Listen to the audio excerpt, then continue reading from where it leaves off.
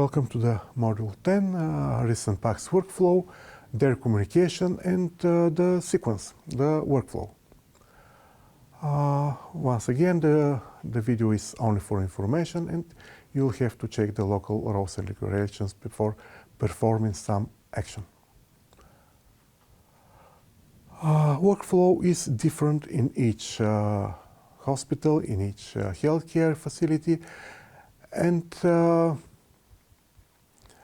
of course, the methods are somehow different, but anyway, their structure is quite similar. In most of the hospitals, there is a workflow that starts from the patient admission. Then the patient is examined by a physician. Physician may send the patient to the radiology for some imaging, may send not, but in our case, the patient goes to the radiology. Then, with the imaging ready, the patient returns to the physician. The physician makes some treatment or prescribes some treatment. And when the patient is healthy, is being discharged from the hospital. So the patient goes to the hospital. The data is recorded, and each patient has the so-called master patient index. We spoke about this already. And the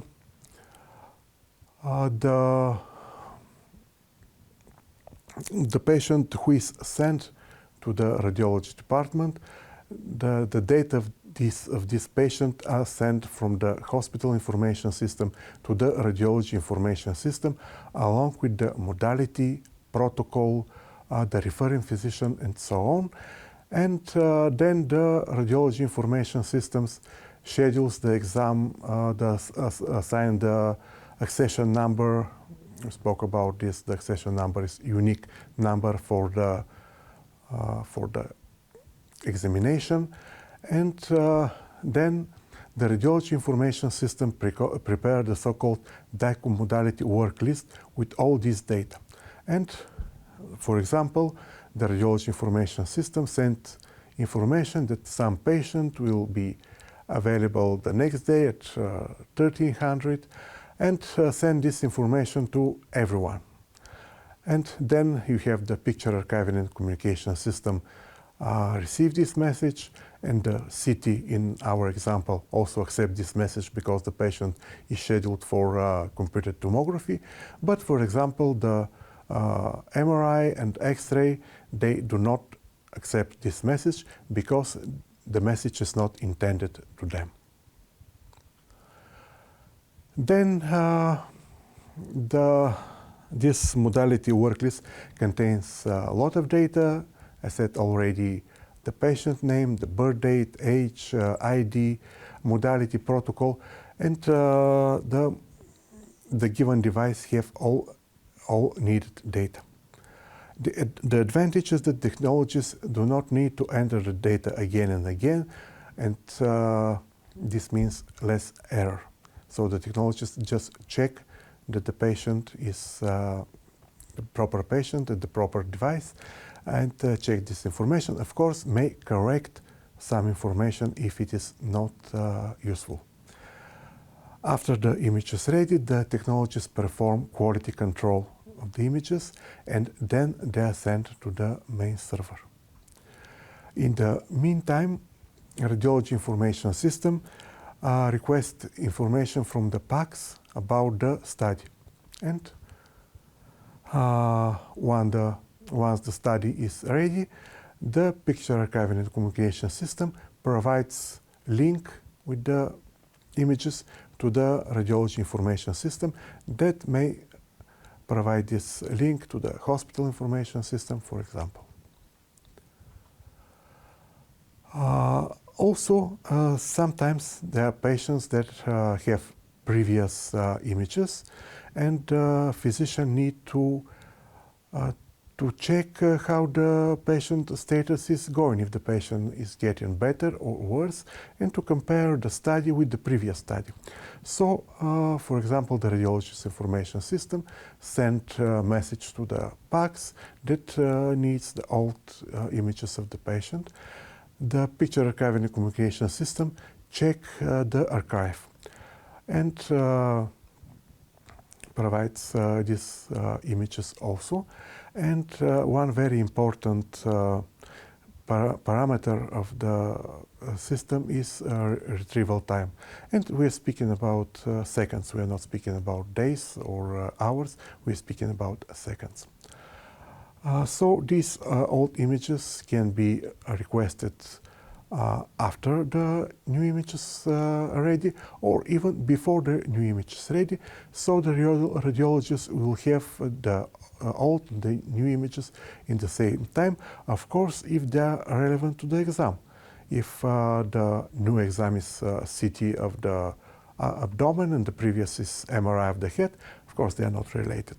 But if they are related, they can be given to the radiologist at once.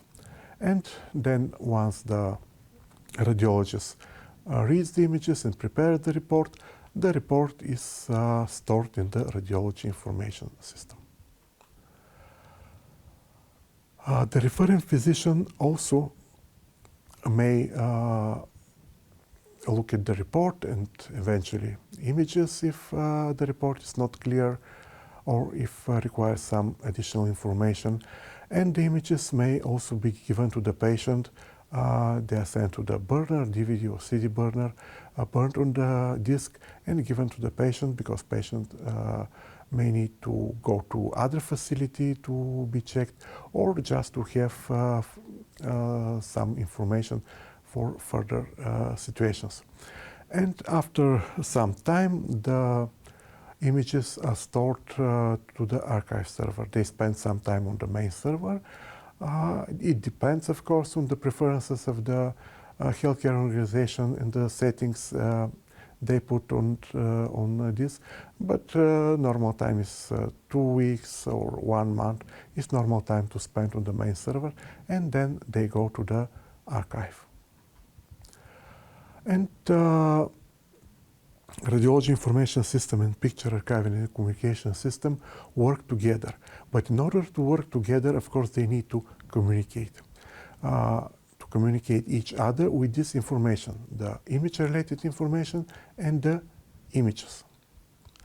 But the main problem is that they do not speak the same language.